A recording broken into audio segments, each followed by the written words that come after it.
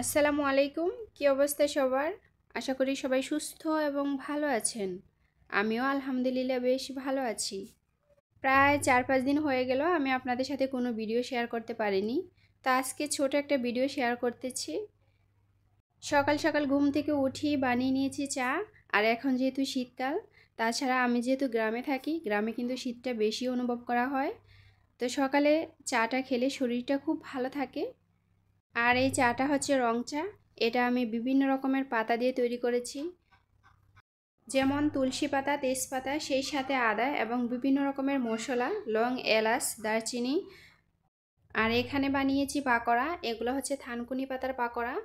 ছোটোবেলায় দেখতাম মা, চাচি, জেঠি বাচ্চারা যখন অসুস্থ হতো তখন এই পাকোড়াটা তাদেরকে বানিয়ে দিত, তারা খেত।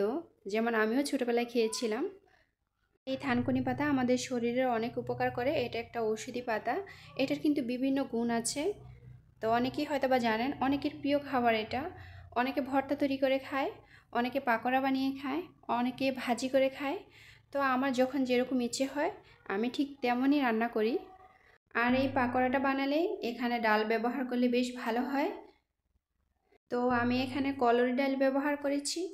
তো যদি আমার মতো পাকোড়া বানাতে চান তাহলে আপনারা চাইলে যে কোনো ডাল দিয়ে আপনারা পাকোড়াটা তৈরি করতে পারেন।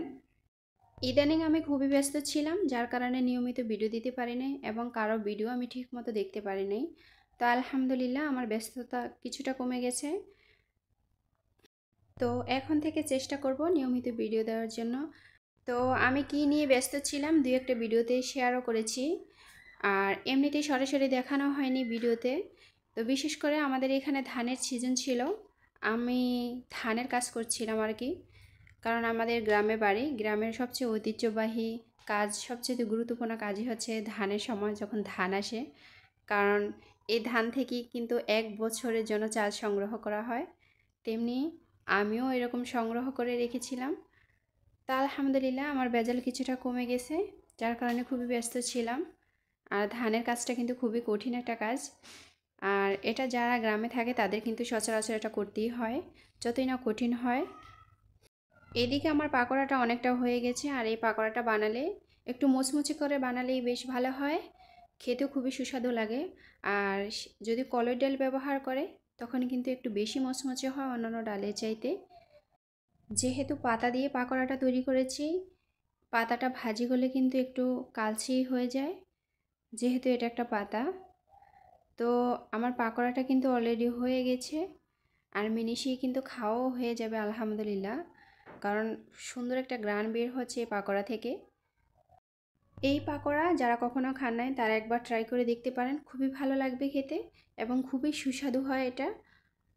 এই পাকোড়ার পাশাপাশি একটা রাতা মুরগি ধরেছিলাম, এটা আজকে জবাই করব। আজকে দুপুরের রান্নায় আমাদের এই মুরগি থাকবে। নতুন আলু দিয়ে পাতলা ঝোল করে রান্না করব। আর এই রাতা মুরগি খেতে কিন্তু ভীষণ ভালো লাগে।